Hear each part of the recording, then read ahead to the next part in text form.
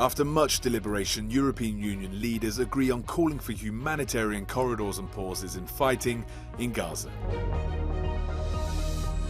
The UN General Assembly meets to vote on a ceasefire resolution to end the war in Gaza.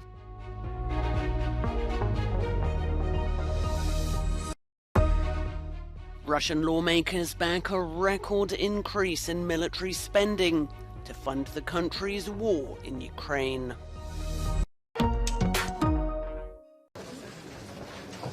After much deliberation, European Union leaders agree on calling for humanitarian corridors and pauses in fighting in Gaza. While the 27 heads of state and government were all in agreement on the principle of supporting the Palestinian people, many hours were spent agreeing on the scope of this humanitarian effort. One member state would have liked stronger language to be used, though. I would add, as Prime Minister of Spain, that I would like to see a ceasefire for humanitarian proposals. But if we don't have that conditions, at least a humanitarian pause in order to channel all the humanitarian aid that the Palestinian population needs. Another war is also on the agenda at the summit, Ukraine, and the EU is not forgetting about it following Russia's invasion. President Volodymyr Zelensky spoke to European leaders by video call where they told him they have no intention of lowering their guard in their efforts to help Kiev. Immer noch sehen wir jeden Tag die russischen Bomben und Raketen auf die Ukraine fallen, den furchtbaren Angriff Russlands auf die Ukraine mit all den Konsequenzen. Und das wird auch wieder eine große Rolle spielen bei unseren Beratungen. Europa steht in der Frage, wie wir die Ukraine unterstützen und bei ihrem Kampf für Unabhängigkeit und Integrität auf der Seite der Ukraine. The meeting is certainly a test for European unity. Time will tell whether continued solidarity can be extended to the Middle East, an issue that divides member states. The Ukrainian question is much less divisive, but may also serve as an indicator of this understanding. The new Slovak Prime Minister Robert Fico announced a few hours before the meeting that his country would stop sending arms to Kiev, and that the Slovak effort would now be limited to humanitarian aid.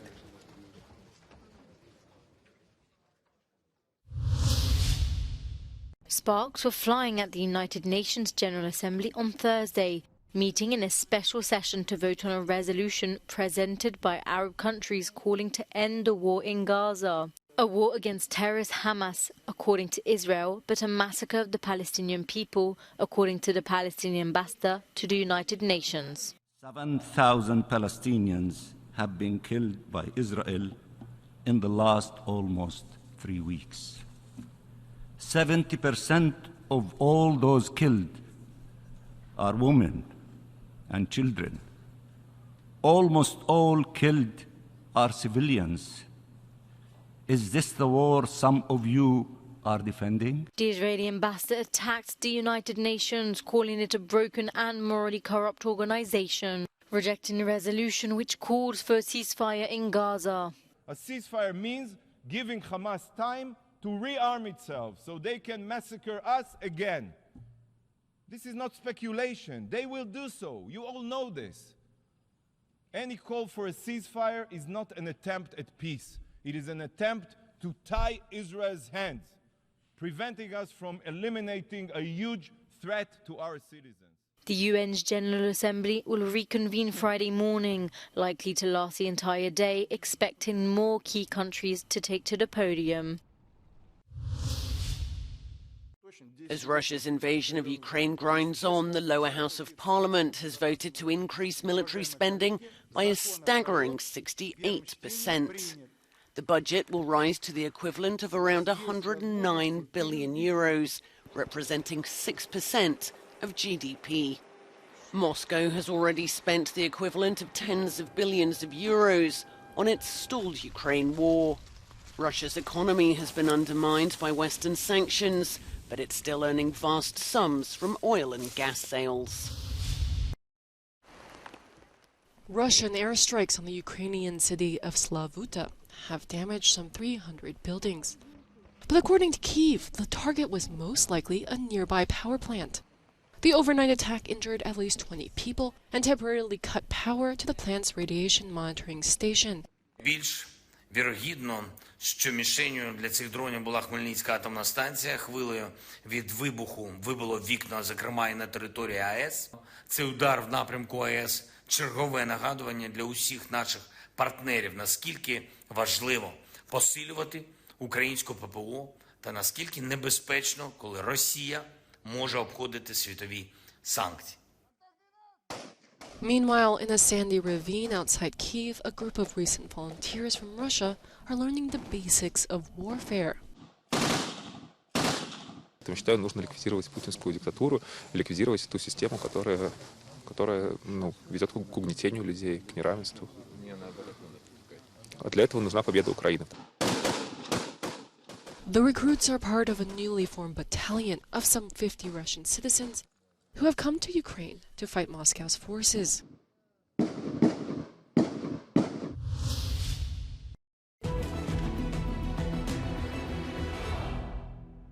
Ukraine's President Volodymyr Zelensky said that Ukrainian forces are preparing for an autumn-winter Russian strike campaign against Ukraine and specifically against the country's energy infrastructure. Ahead of the second winter of Russia's full-scale invasion, Zelensky said, quote, "This year we will not only defend ourselves but also respond." Last winter was declared the most challenging in the history of Ukraine's energy system, with over 1,200 missiles and drones fired by Russians at power plants, according to Ukraine's state-owned grid operator Ukrenergo. The strikes impacted almost half of Ukraine's energy capacity. Since June 2023, Ukrainian forces have conducted a campaign of strikes against Russian military infrastructure, headquarters and logistics routes in Crimea in order to degrade the Russians' military ability to use Crimea as a staging and a rear area for Russian defensive operations in southern Ukraine. Zelensky stated that the Russian military is aware of Ukraine's intentions to strike Russian military infrastructure in Crimea, and Russia is moving the Black Sea Fleet away from Crimea and Russian aircraft further from the Russia's-Ukraine border, likely in response to continued Ukrainian strikes against Russian naval and aviation assets. A manhunt is underway in the U.S. state of Maine after 2 mass shootings yesterday in the city of Lewiston. Maine's governor says at least 18 people are confirmed dead and 13 wounded after a gunman opened fire at a restaurant and bowling alley. Law enforcement identified a suspect soon after the attack on Wednesday. That approximately 6:56 this evening, a couple of shooting incidents occurred here with multiple casualties in the city of Lewiston. And police are currently searching for a Robert R. Card. Card is considered armed and dangerous. County police have released footage of the man armed with a semi-automatic rifle. Card, a firearms instructor, was recently committed to a mental health facility. Officials have urged residents in Lewiston and nearby Oberm to stay indoors as the manhunt continues. The European Central Bank is leaving interest rates unchanged for the first time in more than a year, as the Israel-Hamas war casts a shadow over Europe's economy. The bank's credit and deposit facilities haven't moved either. The Governing Council today decided to keep the 3 key ECB interest rates unchanged. The incoming information has broadly confirmed our previous assessment of the medium-term inflation outlook. Inflation is still expected to stay too high for too long, and domestic price pressures remain strong. The key rate in the Eurozone will remain at 4%, a record high, after 10 consecutive hikes that began in 2022. Lagarde stressed that she could not guarantee this will be the bank's peak rate. Warning, could rise again depending on inflation. Belgium authorities have arrested a Tunisian man in connection with a deadly attack in Brussels 10 days ago. The 44-year-old is accused of supplying an automatic weapon used to kill 2 Swedish football fans and has been charged with murder and attempted murder in a terrorist context whilst participating in terrorist activities. The suspected gunman, named as 45-year-old Abdesalem Lassoud, was shot dead by police the day after the attack. The Islamic State group has claimed responsibility.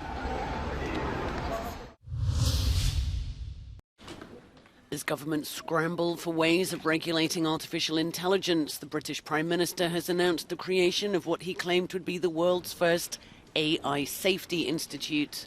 Its purpose will be to examine new types of AI and explore their potential downsides.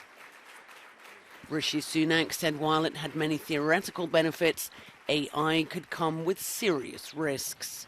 Get this wrong, and AI could make it easier to build chemical or biological weapons. Terrorist groups could use AI to spread fear and destruction on an even greater scale. Criminals could exploit AI for cyber attacks, disinformation, fraud, or even child sexual abuse.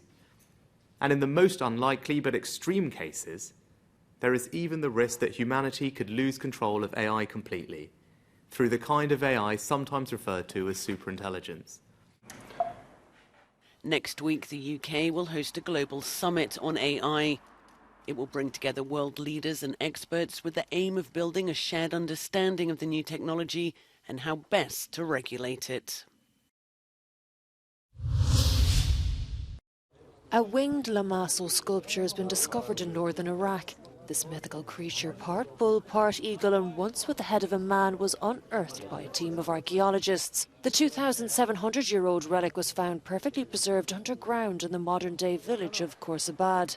Locals here buried the monument before fleeing the region during the Islamic State occupation. These ancient alabaster creations once guarded the gates of ancient cities across the Neo-Assyrian Empire, but many were destroyed by militants. The head of the sculpture is on display at the Iraq Museum in Baghdad.